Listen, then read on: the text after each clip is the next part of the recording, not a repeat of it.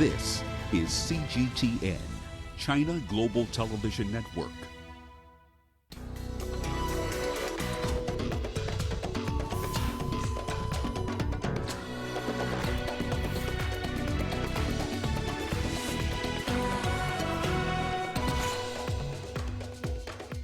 If a city or state refuses to take the actions that are necessary to defend the life and property of their residents, then I will deploy the United States military and quickly solve the problem for them.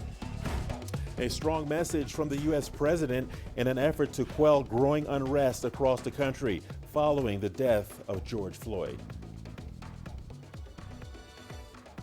Africa's coronavirus cases surge over 152,000. And armed bandits kill at least 18 people in the northern region of Nigeria. Hello and welcome to Africa Live. As always, great to have you with us. I'm Richard Searle-Ntal, live in Nairobi. And for those of you joining us from across the continent and around the globe, we thank you for joining us. Let's take a look at other stories making headlines this hour. In business, South Africa's government partially lifts lockdown to revive the economy. And in sports, Tanzania's football league set to return, but under strict guidelines. Once again, welcome to Africa Live. Thank you for joining us. Let's start in the U.S., where the U.S. President Donald Trump has threatened to deploy the military to put an end to the growing unrest across America. Protests over the death of George Floyd, an unarmed black man in police custody, have been raging for a week. Many cities have imposed curfews, including the nation's capital. Our reporter, Jagruti Dave, has more from Washington, D.C. President Trump told governors to deploy the National Guard in order to, what he said, dominate the streets. And if they refused to, the president said that he would deploy the U.S. military. And in this statement in the Rose Garden at the White House, he didn't take questions. The president talked about himself as a president of law and order and said that he was an ally of peaceful protesters. Let's just take a listen to some of what he said. If a city or state refuses to take the actions that are necessary to defend the life and property of their residents, then I will deploy the United States military and quickly solve the problem for them. Just as the president was talking about being an ally of peaceful protesters, just outside the White House, you could hear the pops of tear gas being deployed in the background to the president speaking. And indeed, peaceful protesters outside the White House were indeed being tear gassed and dispersed so that the president could make his way to the St. John's Episcopal Church. He has been criticized. He went outside, stood outside, held up a Bible to the cameras. He's been criticized for what's been called a photo opportunity, using force to disperse protesters. He has also been criticized by religious leaders, some religious leaders who are saying that he's using the church for political gain. Protesters are still out in the streets and there is a heavy law enforcement presence. Earlier in a call with governors, President Trump said that the most senior military figure, the Joint Chief of Staff, was in charge. Here in DC, there is another curfew expected tomorrow at 7 p.m, so there's clearly another night of unrest that is expected tomorrow. Well, President Trump has called the protests domestic acts of terror. Earlier, we spoke to Joseph Williams, a senior news editor for U.S. News and World Report. He gave us his take on how Trump tends to handle a crisis situation. He wants to project the authority of a leader, and this is something that resonates very much with the people who support him most. The problem here is that his rhetoric is not helping. As a matter of fact, it's hurting. It's pouring more gas on the fire and inciting, in some instances, some more violence, because in the protesters on the ground largely have been peaceful. It's only after dark, when it's harder to tell who's who, that you get a lot of the violence happening. So his rhetoric is pretty much the same as it was in Charlottesville. It's the same as it was in early response to the COVID-19 crisis. And anytime you have a situation the president feels is out of his control, or certainly something that he needs to project authority, he goes right to the strongman language, and that's pretty much what we've seen here. Well, two competing reports disagree on what caused the death of George Floyd. An autopsy by the medical examiner's office shows he died of a cardiopulmonary arrest, but an independent autopsy initiated by Floyd's family shows he died of asphyxiation or suffocation. Floyd's family is calling for first-degree murder charges against the officer who killed him. Dan Williams has more. George Floyd's brother Terrence wanted to see for himself the location where his brother was killed. But as he approached the makeshift memorial, his legs appeared to give way, overcome with emotion. An outline of George's body has been painted on the ground. Terrence sat down beside it, sobbing. Despite the anguish and the heartbreak, Floyd's message was one of unity, calling for peaceful protests, but also for his brother's killers to be brought to justice. So if I'm not over here wilding out, if I'm not over here blowing up stuff, if I'm not over here messing up my community, then what are y'all doing? What are y'all doing? Y'all doing nothing, because that's not going to bring my brother back at all. I know he would not want y'all to be doing this. Peace on the left. Peace on the left. Peace on the left. Peace on the left. Terrence then spent several minutes looking at the messages and flowers that have been left at this intersection in Minneapolis. The events here of a week ago served to shake a nation, sparks that ignited countrywide outrage, while this makeshift memorial to George Floyd has become a sacred space and a powerful reminder as to the horror that occurred. I can't breathe. I can't move. I've been waiting the whole time. The images of former police officer Derek Chauvin kneeling on Floyd's neck for several minutes caused outrage across the U.S. I think we all share the same sentiment. We want our city back, and we want justice for George Floyd, and that is at the top of our list of things. And a lot of us are willing to risk our lives to make that happen. But in a peaceful way is the way to do it. We need a new law passed. We want justice. We want the police to obviously pay for their sins for what they committed, this monstrosity over here. Few could have predicted the chain of events that have taken place in the U.S. since George Floyd's death here. It has exposed deep sadness and anger, but even deeper social issues. Dan Williams, CGTN, Minneapolis. In solidarity with protesters in the United States, thousands of people across the world have joined in to condemn racism and demand justice. In the UK, Germany, Italy, Canada, and New Zealand, demonstrators gathered outside U.S. embassies and chanted for Black Lives Matter. Thousands of residents in Montreal, London, Berlin, and Auckland took to the streets Sunday, and a large peaceful protest filled central Amsterdam on Monday, holding moments of silence and demanding justice over the death of George Floyd at the hands of the police. Even in Iran, a candlelight vigil was held. And in Santiago, Chile, activists reached out to their U.S. counterparts, offering advice on how to deal with the police crackdown.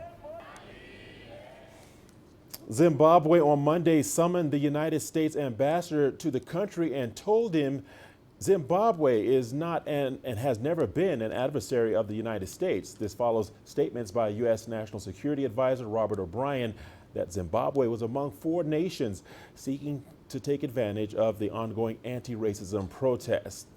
All right, let's talk more about this. We are joined by Dr. Hassan Kanenje, international relations expert and director of the Horn Institute in Kenya, for an analysis on what is happening in the U.S. Doctor, thank you for joining us here on Africa Live. Let's dive straight into it. First and foremost, the obvious. There has been unprecedented reaction from across the world to protests around cities in the U.S. What do you think of it, and what do you make of this, Doctor? Thank you. This is a culmination of years of pent-up anger and frustration because of perceived lack of justice, especially for people of color in the United States. It's been years in the making, and I think what we are seeing is a demonstration of perhaps a sense that this kind of injustice cannot continue, and that is why you are seeing widespread protests and violence across the United States, I think in 23 out of 50 states. All right, Doctor, thank you for walking us through that. Since we are on the continent of Africa, what lessons can African leadership take from what is happening in cities across the U.S.? I think one thing African continent and leadership on the continent should learn is that justice delayed is justice denied. And anytime a group or a minority or a segment of population feels that their rights are being violated, that perhaps justice is not being served, and they feel marginalized and alienated by the system, chances are at some point it boils into protest and violence, and it's something that the continental leadership cannot afford to have, especially at these trying times of COVID-19. And therefore, human rights, it is something that fundamentally we have to take care of, generally as the leadership of the continent, but at the same time, realize that denying justice, denying of violation of rights, whether the minorities or majorities, ultimately leads to protests and even revolution. And therefore, I think that the leadership is watching what is happening elsewhere. It's important to look back within the continent and see what else can be done differently, so that the countries on the continent do not slide into that path of chaos and violence. All right, Doctor, speaking of leadership, the Trump administration is becoming increasingly isolated all over the world. They're having criticism from Addis Ababa to Vancouver. Even China and Iran, who were criticized by the United States for human rights violations, they called the killing of George Floyd hypocrisy on the part of the U.S. Not great optics for the U.S. government. How is the U.S. going to navigate out of this situation, Doctor? I think there are no shortcuts to this. The United States has to move strongly in the direction of reforming its criminal justice system, but at the same time seek to address some of the injustices, historical injustices that started with America's original sin, that is slavery. A lot of times it has been swept under the carpet. And unless the United States moves decisively to address the inequalities, the injustices within the system, I think we are likely to see a repeat of this in the years to come. Because fundamentally, the structural institutional racism in the United States is not something that's not sustainable in the long run. All right, Dr. Kanenja, let's leave it there for now. And I'd like to thank you for spending time with us. Thank you for your insight and analysis. That's Dr. Kanenja talking to us about the recent developments in the United States. He's speaking to us. He's the director of the Horn Institute in Kenya. And once again, Doctor, thank you for your analysis.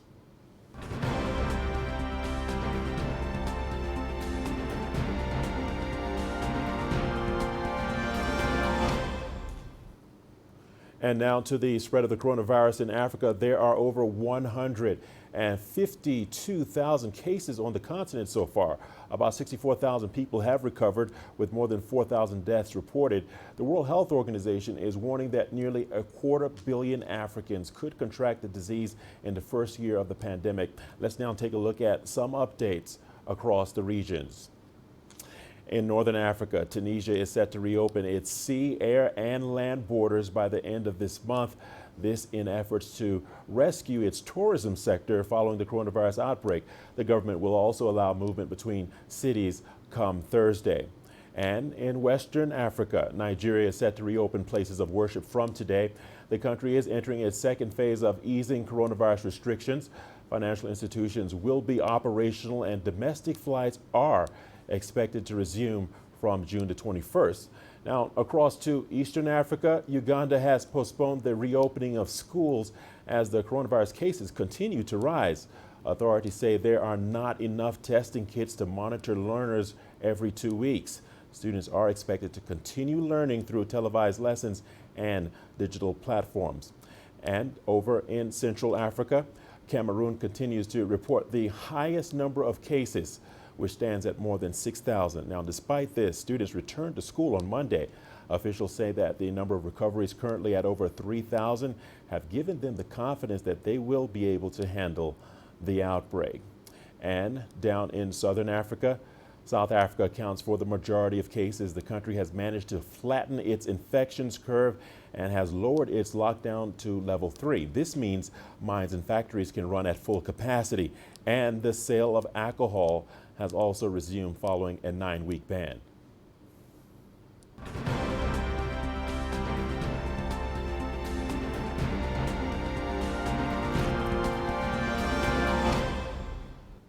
Well, Chinese medical specialists in COVID-19 held their first meeting on Monday with Sudanese health officials in the country's capital, Khartoum. After completing their mission to Algeria, the Chinese team traveled to Sudan, one of the continent's hardest hit nations. CGTN's He Weiwei has more. The meeting between Chinese doctors and Sudanese health officials lasted around 2 hours.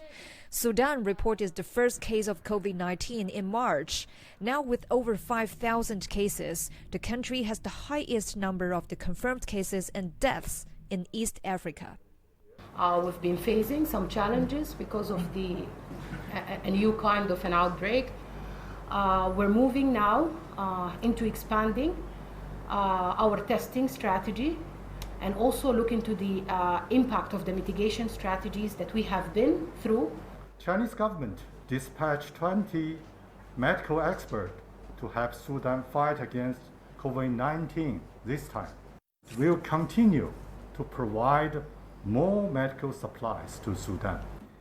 Our experts include respiratory, ICU, infection prevention and control, cardiology. A Q&A session with the two sides focused on more specific issues. So how the arrangement of this suspect case, waiting in the health facility or waiting at home, or are there any policy for that?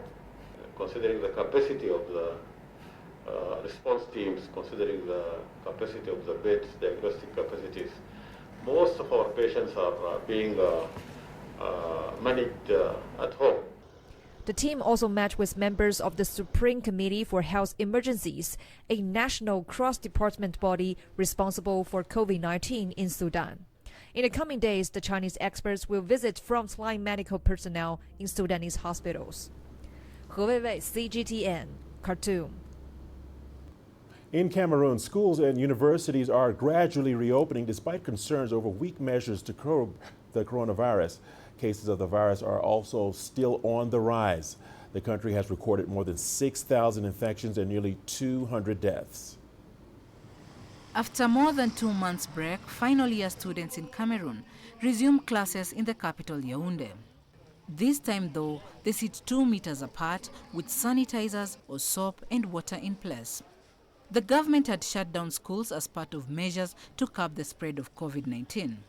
The school provided the masks for all students. You know, we have displaced people who can't afford it, but even if they are not displaced, some of them still can't afford it. So this morning at the entrance, we gave masks to all students. Each teacher will also receive a mask. We also have hand sanitizer. All universities are set to reopen, while some primary and secondary students will resume classes from Thursday. But many still have their concerns. It's against the law to willfully infect others. That is what is being done. Some people deliberately infect others, and when children have to go back to school, it is extremely important that parents and communities be made aware. If these children get the disease, even if they are only healthy carriers, the parents at home will get the disease and they will die of coronavirus. Even if the children don't get it, but if at school it is not suspected, that is the worst that can happen. I'm in favor of going back to school, but strict, drastic measures must be taken at the school level to prevent the spread of the disease. Several groups, including teachers' unions and opposition, have criticized the containment measures in the country. They claim they're too relaxed. No lockdown was ever imposed. Bars, nightclubs and restaurants were allowed to reopen in the evenings at the start of May. In a country of more than 25 million people, Parents in Cameroon can only hope that schools will turn into safe spaces as their children resume classes. Chomwono, CGTN. We're all in this together, and that's the message from South Africa's health minister as he conducts a 2-day COVID-19 readiness tour in the Western Cape province. Zweli Mkhize says he's extremely concerned about the dramatically high infection rates in the area. The Western Cape accounts for 3/4 of the country's death toll at over 700. The minister kicked off his visit at the Cape Town International Convention Centre, a venue usually reserved for top international conferences, concerts and festivals, as well as travel and trade exhibitions. It's now been turned into a field hospital with over 850 beds to provide intermediate care for patients battling COVID-19. Western Cape is literally the epicenter now in the whole country, with almost 65% of the positive cases being in the Western Cape. We have to give it as much attention as necessary because this is where we've got to defeat the outbreak. And from that point of view, we'll come here to work together to look at what needs to be done, what needs to be strengthened, where we can support so we can take the fight against the pandemic even further. The minister said he was pleased to see how much work had been done in the Western Cape to prepare for the expected peak in the number of COVID-19 cases. When we say we're getting ready, we're moving ahead of the surge, and that's really the most important thing. And I am here because we're working on the same plan. There's only one plan, and that's the plan that's been implemented here. And everywhere we go, we ensure that it's the same plan for the whole country. And for everyone, we make sure there's enough support so that we can move ahead. He also visited a 300-bed quarantine and isolation facility, as well as a 64-bed field hospital in the township of Khayelitsha, where cluster infections have been rife. For years, the people of Khayelitsha have had to live with alarmingly high rates of poverty and violent crime. They've been particularly hard hit by the HIV/AIDS and TB pandemics. Now Khayelitsha is one of the biggest hotspots of COVID-19. And in this community, social distancing is a huge challenge. Rena Dalcom, CGTN, Cape Town, South Africa. Mexico is beginning to gradually reopen its economy after more than 2 months of shutdown. The country's 10,000 deaths are second only to Brazil in the region. Alasdair Baverstock has more. Mexico is now beginning its journey back towards a new normal, and as the country reopens its economy, it's going to do so on a traffic light system developed by the country's federal government. That's going to be based on 4 different color-coded classifications which will qualify states from red at maximum risk down through amber, yellow and then to green at low risk.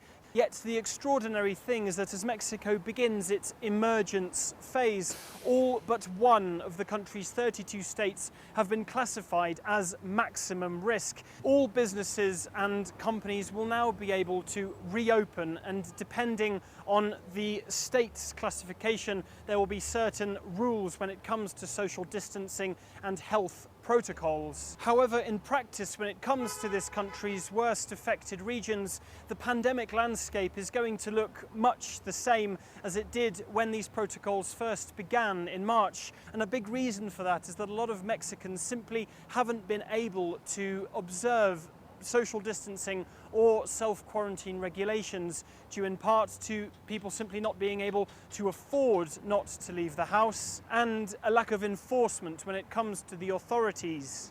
What's more, Mexico's president is now going to be back on the road. As of today, he's on tour now in the Yucatan Peninsula and encouraging his citizens also to be touring the country. Alasdair Baverstock, CGTN, Mexico City. Great Britain has also eased more coronavirus restrictions despite warnings from health officials of another spike in cases. More than 277,000 people have been infected in the UK and nearly 40,000 are dead. Nicole Johnston reports from London. How are you, Bay? Lovely to see you. You okay? It's a cautious reopening in incremental steps. 2 million children are set to return to classrooms in England this week, but only certain grades. The maximum class size will be 15, with social distancing measures enforced. Parents are free to decide not to send their children. Teachers' unions say the opening is too soon. If you keep the lockdown measures in place for 2 more weeks and open schools on June the 15th, then the rate of infection in children will have halved, and therefore their ability to pass on the virus will have halved. Outdoor markets are back in business and car dealerships. The government says its scientific advice is that there's less chance of catching COVID-19 outdoors. We must all remember that in the war against this virus, we are all on the same side. We've come so far together, we can take these steps together, but do not step too far. And from Monday, larger groups can gather outside, up to 6 people in England, with slightly different rules for Scotland, Wales and Northern Ireland. While many people in the UK are relieved the government's easing lockdown, there's also concern. Some of the government's own scientific advisors have said that the easing is happening too soon. The country's infection rate is only just below 1, and it risks a second wave if COVID-19 starts spreading rapidly in the community again. The government says its testing and tracing system will keep the virus under control. However, the system has been beset with technical problems, and the launch of a contact tracing app has been delayed. The UK went into lockdown later than other European countries. It's now coming out of it later and slower than its neighbours, and with the highest death toll in Europe. Nicole Johnston, CGTN, London. The news continues on Africa Live. We'll see you on the other side of the break with more news. Here's a look at what's ahead. Armed bandits kill at least 18 people in the northern region of Nigeria.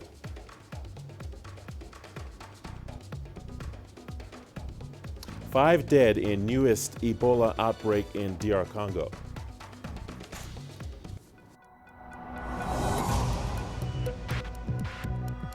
Each day, there are millions of stories. Each one can open new perspectives, new possibilities. Wherever you look, we are there to see, discover, explore. We put the pieces together to find what really matters to you, all around the world, all around the clock. Our reporters are at home across the globe. From our headquarters in Beijing and production centers in Washington, Nairobi, and London, China Global Television Network. Stories from across the globe, reaching people across the globe. CGTN. See the difference.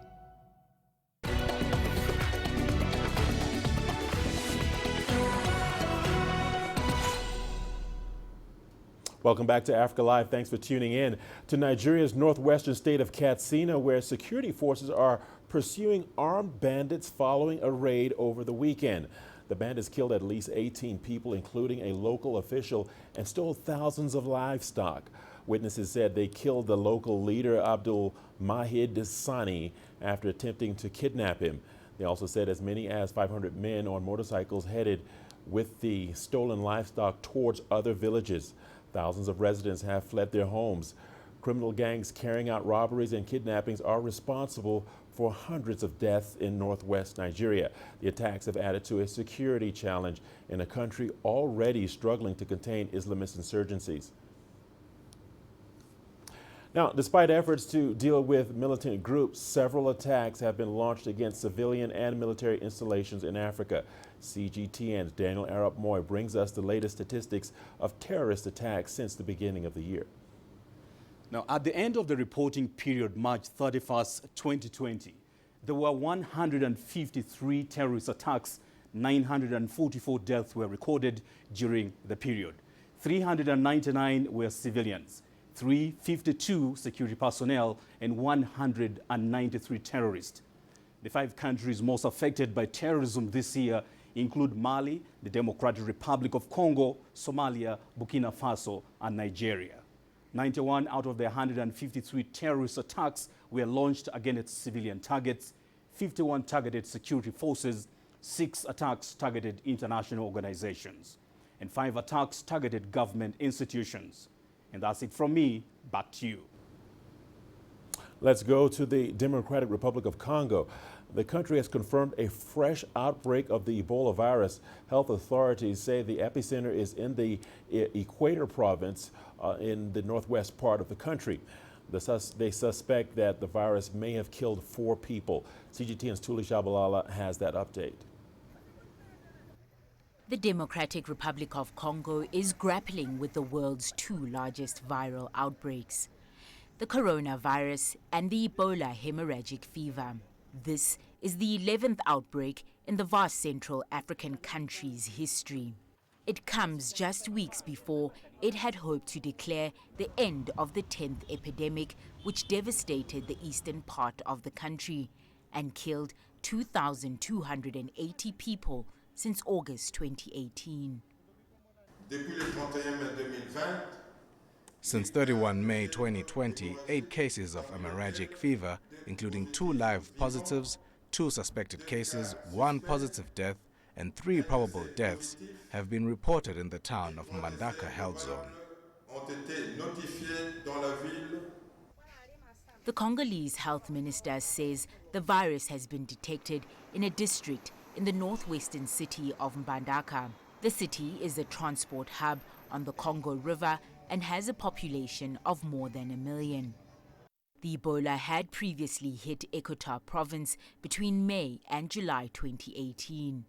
Authorities say they will send vaccines and medicines very quickly in the wake of the virus. We urge you not to give in to panic because the Ministry of Health has taken all necessary measures to respond effectively. Meanwhile, the World Health Organization says it will extend its public health emergency plan to curb the virus. The government of the Democratic Republic of the Congo announced today that a new outbreak of Ebola virus disease has been detected near the city of Mbandaka in Equator province. The announcement follows a complex Ebola outbreak in eastern DRC, which seems to be in its final phase. The new one is on the other side of DRC, western DRC. WHO will continue supporting DRC in tackling Ebola as well as responding to COVID-19 and the world's largest measles outbreak. 2 experimental vaccines have been widely deployed to fight the outbreak that affected the North Kivu province. There have been more than 300,000 people vaccinated across the country. However, efforts to contain Ebola in the east have been hindered by a measles outbreak, attacks on health workers, and militia killings. Tuli Shabalala, CGTN. Zimbabwean breakout film Cook-Off premiered on Netflix on Monday. Its makers are banking on its debut on the world's leading entertainment streaming service to expose their growing film industry to global audiences. CGTN's Beryl Ororo brings us that story. I think I missed my chance. Life isn't fair, Shanae. You go to school, you have big dreams. She's such a disappointment. Zimbabwean film, Cook-Off, a romance about a struggling single mother who finds love during a cooking competition, premiered on Netflix, a debut that its makers hope will propel the country's small film sector to global audiences. You should enter, Mom. I really think you could do it. This is for professional chefs. I wouldn't stand a chance. What is it? We've entered you into the cooking competition. What? Cook-Off being on Netflix, it's a big foot in the door. It's a big hello. This is Zimbabwe, we're here. it's an opportunity for us as Zimbabweans to introduce our content to the rest of the world, which, like I've met a lot of people from all over the world. When you say, oh, Zimbabwe, I'm a filmmaker, they're like, oh, really? I've never seen a film from Zimbabwe. So now we're in a position to say, oh, do you have Netflix? Right now, you can watch a film from Zimbabwe. Because back then, we didn't have that big a platform for you to get recognized. And for us, it's a very big feat, because considering, like, I think there are only maybe 3 countries in the whole of Africa that are on Netflix, if you think about it. And here we are, we've made it onto the platform. So it's really a big deal to us. Zimbabwe often grabs headlines for its economic woes and political crises, but Njago would like to present his country in a new light, away from the plagued view. I wanted the world to know that there's more to Zimbabwe than what they hear. We also fall in love. We also enjoy nice food. We also have very nice stories. This was all a mistake. One last thing. With a production budget of only $8,000, he used his personal relationships with the cast, the crew, and equipment hire companies to sign deferred contracts. Until Netflix, the world's leading entertainment streaming service with 189 million paid viewers, came knocking 2 months ago. I didn't think you were a quitter. I can say yes, we've made a return on investment from the production. We're now able to pay the deferred bills we had, the cast and the crew. You know, everyone can get paid from it. And like, I don't want to lie, we should appreciate the Netflix deal, because that would probably, it might have happened later or taken longer, but for now it has happened through the Netflix deal. We're eliminating the weakest each week. The low-budget film was shot in 2017 and has won several awards at international film festivals, including Netherlands and the United States. The film creators are now in talks with Netflix about possible future productions. Beryl Oro, CGTN. And more news coming your way after the break. Here's a look at the headlines. The South African government partially lifts lockdown to revive economy. And Tunisia lawmakers approve $74.5 million loan to support SMEs. Images may appear to be identical, but looks can be deceiving. The difference is not always obvious. It has to be discovered. There are always different sides to a story. We put the focus on the details. To see more, to understand better. CGTN. See the difference.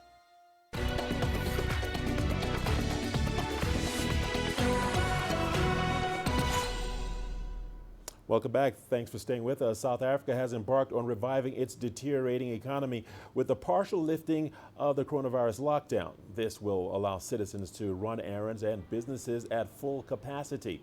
The measures initiated by the government have resulted in a downward economic growth as the country's central bank predicts an economic contraction of 7% this year. The downgrade to level 3 lockdown has raised concerns over fears of an increase in the number of coronavirus cases, which are currently over 32,600. Following the easing of restrictions, the rand traded at 0.74% up against the dollar. And staying in South Africa, alcohol drinkers are in celebration after liquor shops around the country reopened. This comes after the government eased lockdown restrictions. The announcement saw queues build up outside stores in Johannesburg as thirsty customers loaded trolleys with beer, wine, and spirits. Liquor stores are now permitted to open in limited hours as the government embarks on reviewing the economy of Africa's most industrialized nation. Obviously good stuff that we're open again, but in terms of business it's going to take a while to get there.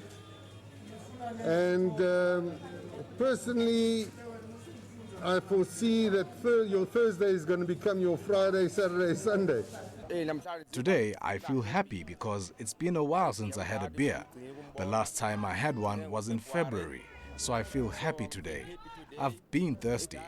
But as for lockdown, I think being lifted, that was a good decision, especially for the economy. And in Tunisia, Parliament has passed a loan agreement amounting to $74.5 million to support startups and innovative SMEs. The North African nation's legislature also adopted a $100 million loan agreement to finance a national e-governance program. CGTN's Adnan Shawashi gives us more details.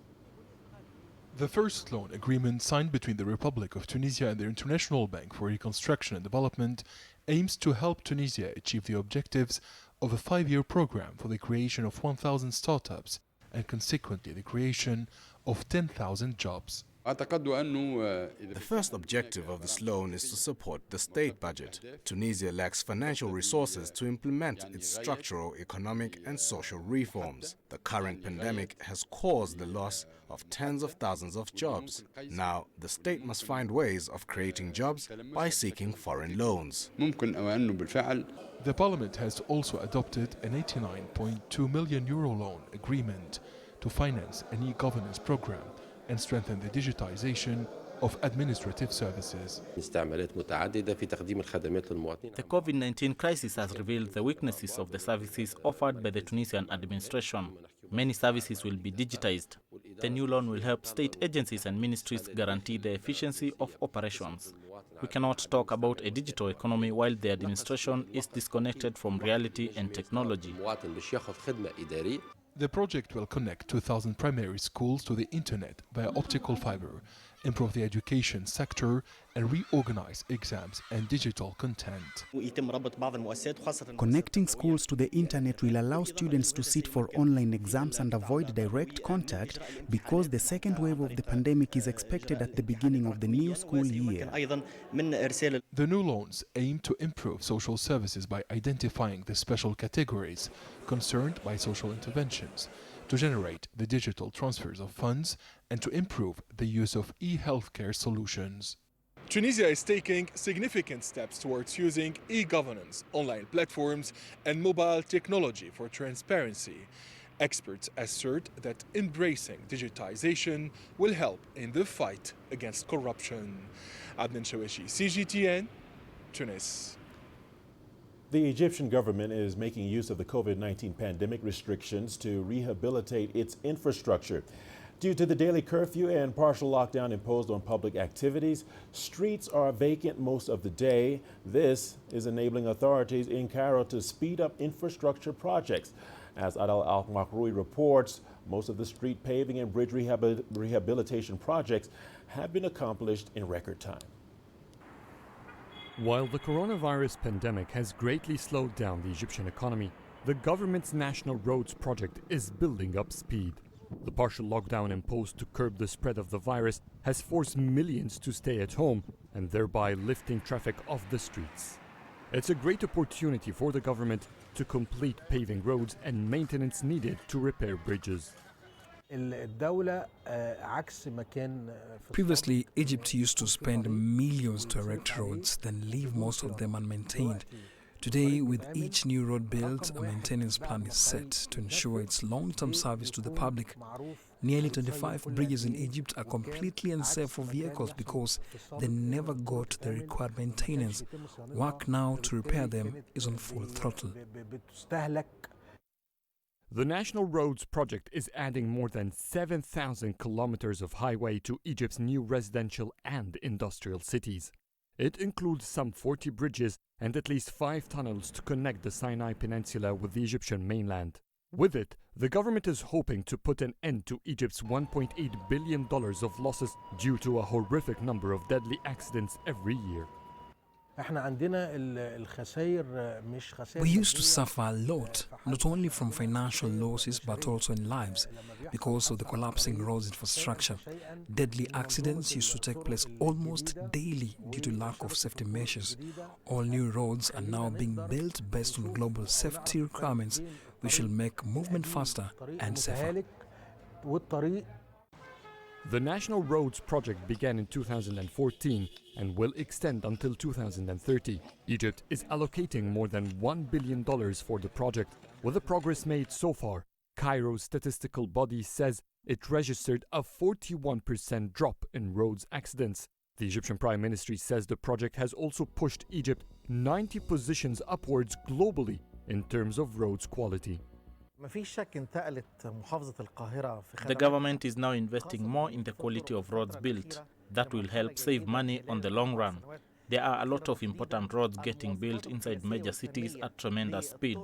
That must be followed with tight supervision over vehicle loads because violations used to be common, which was the reason of deteriorating roads in the past. Development in Egyptian cities is considered a vital step for the National Roads Project.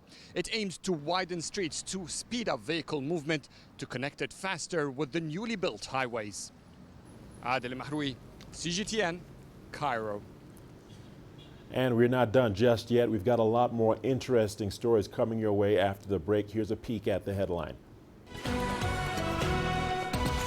We look at how Kenyan street vendors have been hit hard by the effects of the coronavirus. Africa is the nexus of enterprise, and global business will tell you why it matters. From the mega investment projects to multi-billion-dollar mergers and acquisitions. Africa today collects, just in terms of revenues for taxes alone, $545 billion a year. If you take 10% of that and you devote it to the energy sector, problem solved. All this on Global Business, weekdays at this time on CGTN.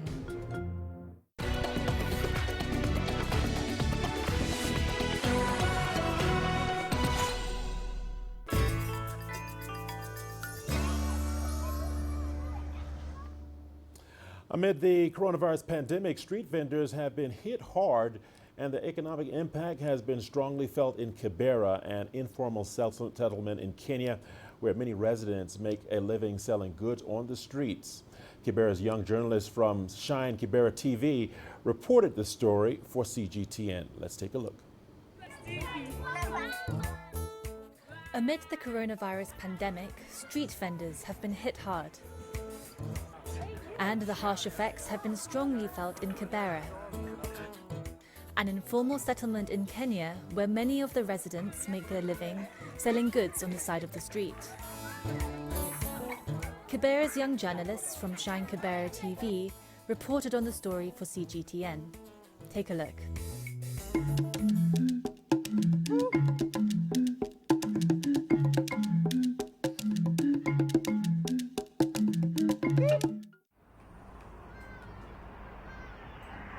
Kibera is the biggest slum in Africa.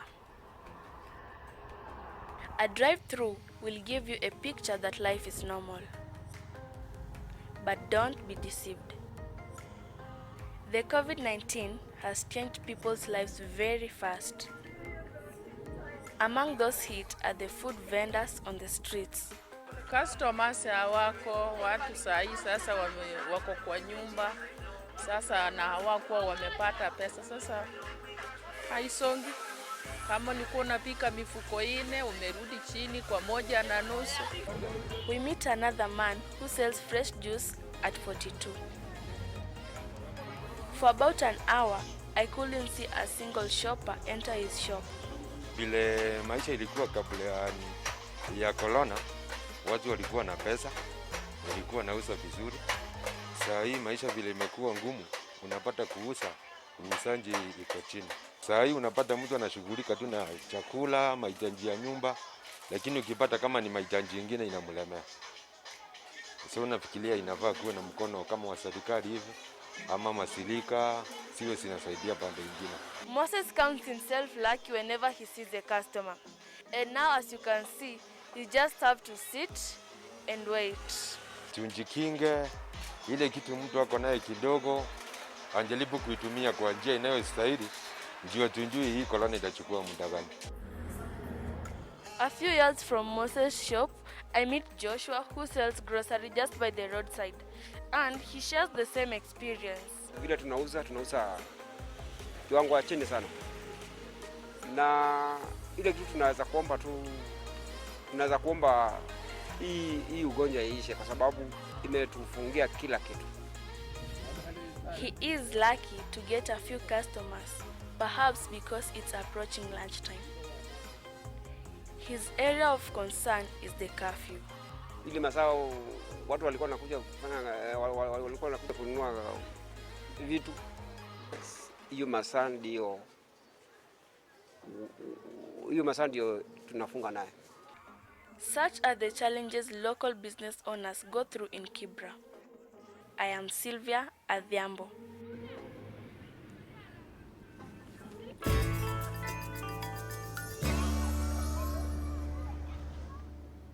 And don't go away. We've got your sports news coming up after the break. Here's a look at what's ahead.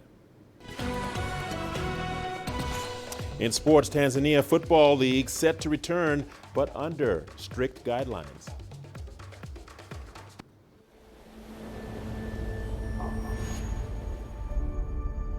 How would you create your legend?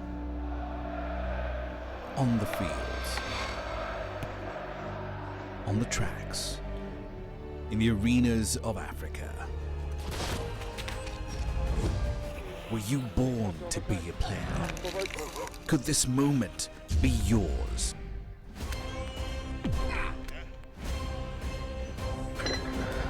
Sports Scene. Find your game.